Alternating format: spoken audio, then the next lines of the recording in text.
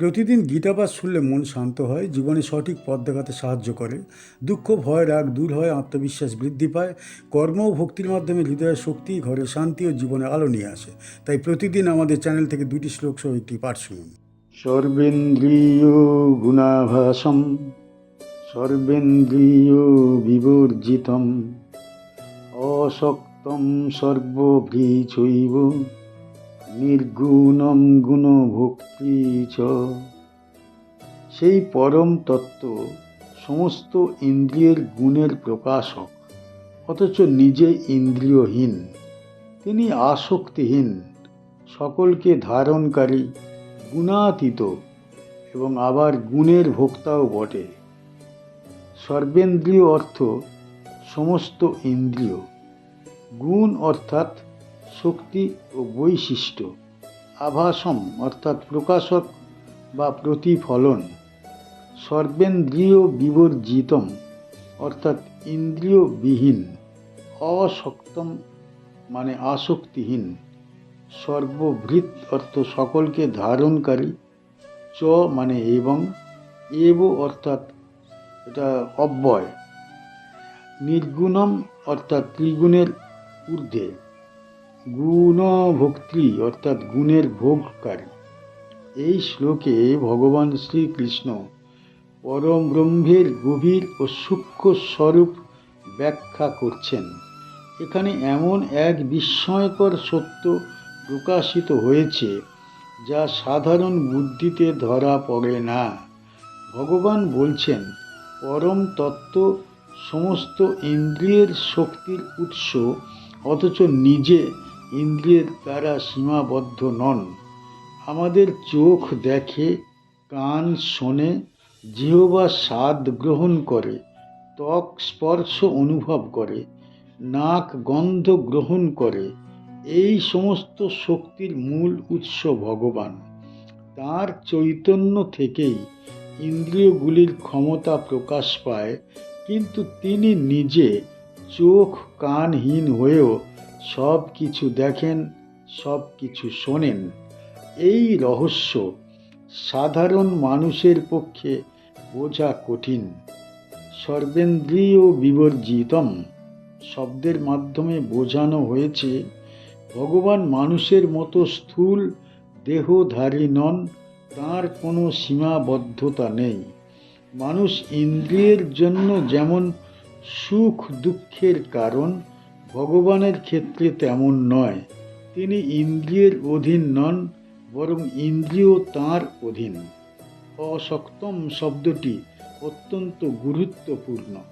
ভগবান কোনো বস্তু, ব্যক্তি বা ভোগের প্রতি আসক্ত নন। সংসারের সুখ দুঃখ তাকে স্পর্শ করতে পারে না। আমরা লাভে আনন্দিত হই, দুঃখে ক্ষতিগ্রস্ত হই, বিষাদগ্রস্ত হই, কিন্তু ভগবান এই দ্বন্দ্বের ঊর্ধ্বে অবস্থান করেন। তিনি সম্পূর্ণ বৈরাগ্যপূর্ণ। সর্বভৃৎ অর্থ তিনি সকলকে ধারণ করেন। এই বিশ্ব ব্রহ্মাণ্ড তাঁর শক্তিতেই টিকে আছে।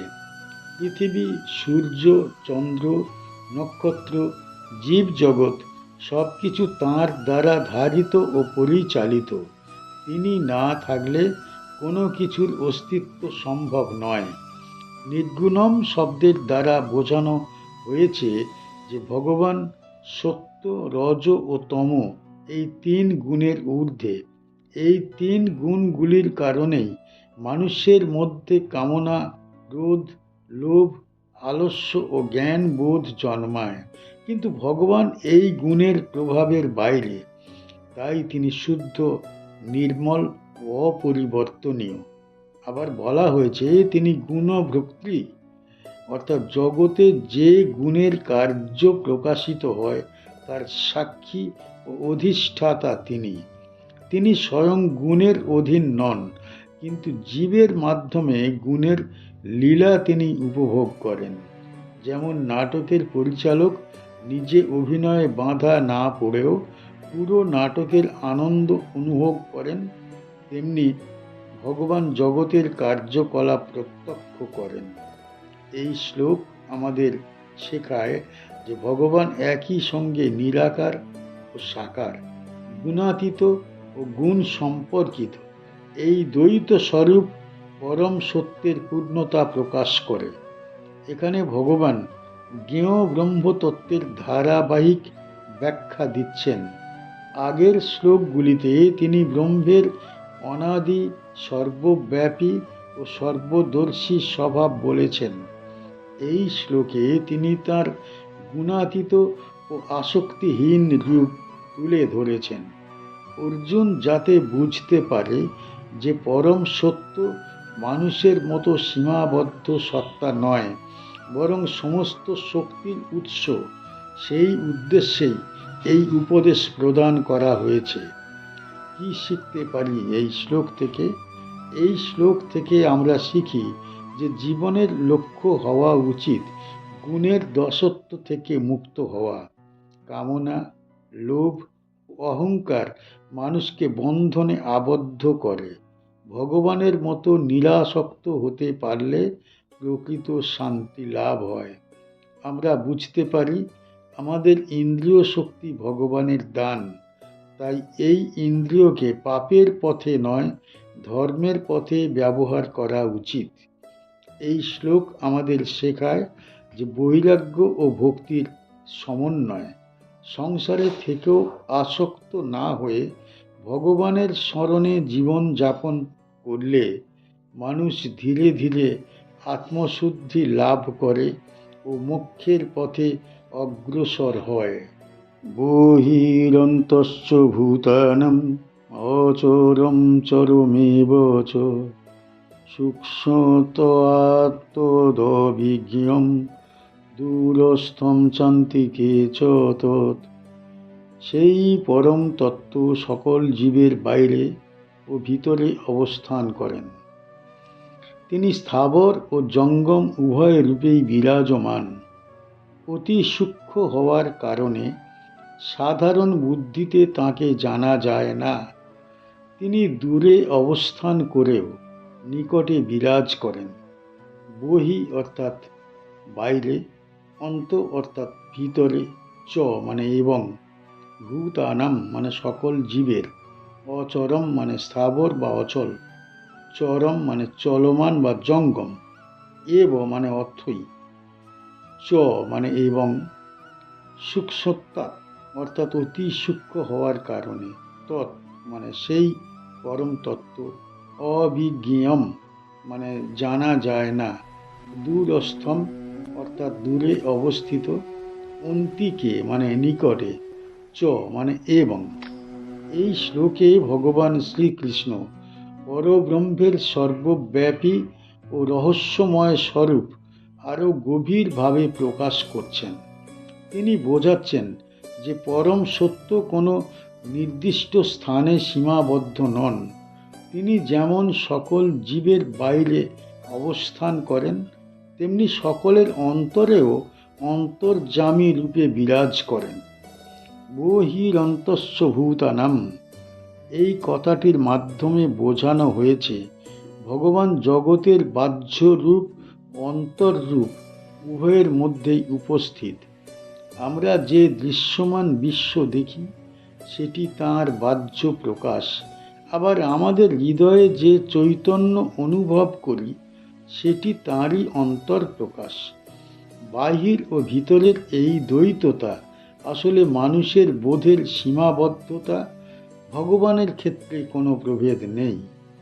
আচরম চরমেব চ, এর দ্বারা বোঝানো হয়েছে যে ভগবান স্থাবর ও জঙ্গম সকল সৃষ্টির মধ্যেই বিরাজমান। পাহাড়, বৃক্ষ, নদী যেমন তাঁর দ্বারা পূর্ণ, তেমনি মানুষ, পশু, পাখি সকলেই তাঁর চৈতন্যে জীবিত। কোনো সৃষ্টি তাঁর বাইরে নয়। সূক্ষ্মত্বাৎ তদ্বিজ্ঞেয়ম কথাটি অত্যন্ত গভীর তত্ত্ব বহন করে। ভগবান এতই সূক্ষ্ম ও ইন্দ্রিয় সাধারণ বুদ্ধি দ্বারা তাকে উপলব্ধি করা যায় না।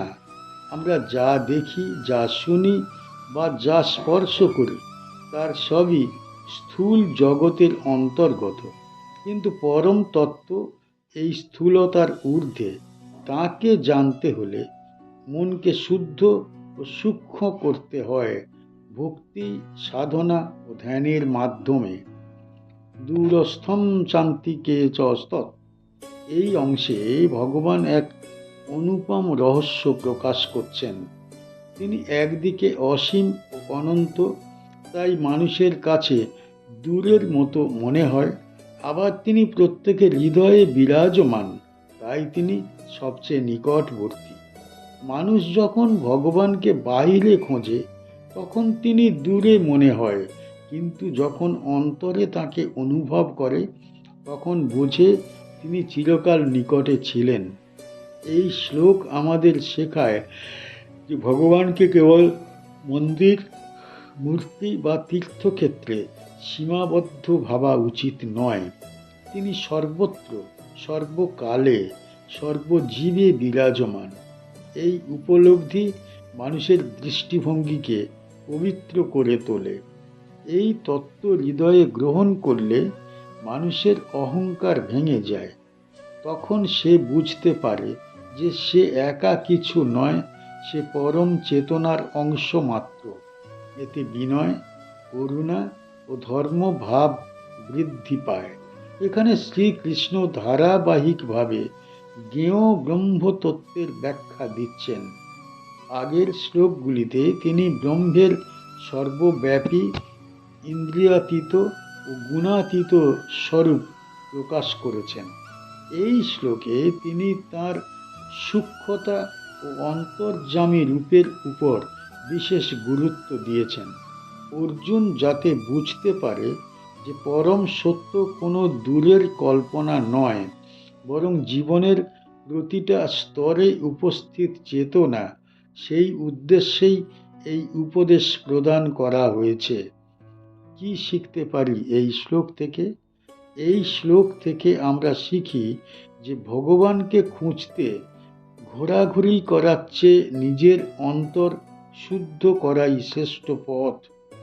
হৃদয় পবিত্র হলে ভগবানের উপস্থিতি অনুভব করা যায়।